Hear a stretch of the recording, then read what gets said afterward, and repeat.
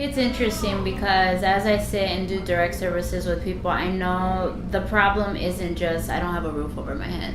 There are so many things that contribute to why that individual is undergoing homelessness. But Arizona has tried what is called the Housing First model, which is providing housing first to then stabilize individuals to end their homelessness. What we tend to see is that everybody jumps on a bandwagon of this is how we're going to fix all of it. And you know, I think that everyone, no matter what the social problem is, you have to realize not everything is going to work for everyone. So whereas Housing First will help with a lot of clients, something like rapid rehousing is not going to work with a client that is aging out of foster care or CPS or coming from an abusive background, because rapid rehousing gives them like 3 or 4 months to be able to get on their feet, and that's just not possible. Because what we see from the kids that we have put into the shelter is the ones that have been on the street for any time over a month, let's say, the very first week that we put them in the shelter, they crash. They absolutely crash. We are unable to do anything with them. It's like they've just gone completely blank. And it's because for the very first time they're able to relax.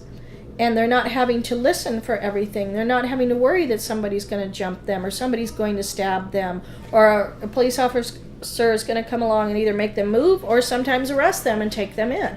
But then, you know, it's going to take longer than 90 days to get them back to a point, whether they need GEDs or diplomas or resume building or skill building or just building up their self-esteem to get a job. And I know people my age that it takes them longer than 90 days to get on their feet and get a job.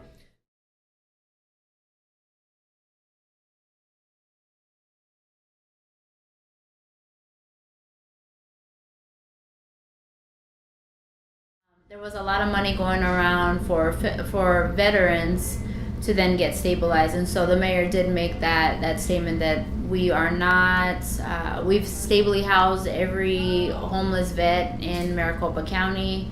Again, working in direct service, I can say that a lot of that isn't true.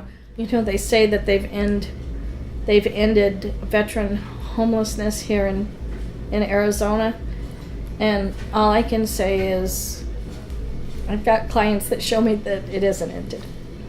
Depending on the agency, they might have had to have served X amount of time. And with another agency, it could be less. So that agency might be able to help them. But then another one can't help them because for that agency, they didn't serve long enough. I met this guy outside of the library. I mean, he was punching himself in the face, and I was like, hey, don't do that. And I started to talk to him, and he had said he had a clinic and they were going to provide him housing, and you know, as a social workers want to do, be that savior. I said, well, go into your housing program, get in your clinic, they're going to give you keys to your apartment, go. And he was like, I don't want an apartment. Why does everybody keep telling me that? Why do you guys keep trying to put me in an apartment? I'm a vet, you know. But throughout the conversation, he kept talking about, it was definitely his PTSD kicking in, because he was talking about situations when he was deployed and what that was like and seeing his friends die, but then tap right back into the conversation saying, well, I don't want to live there. Why are you trying to make me live there?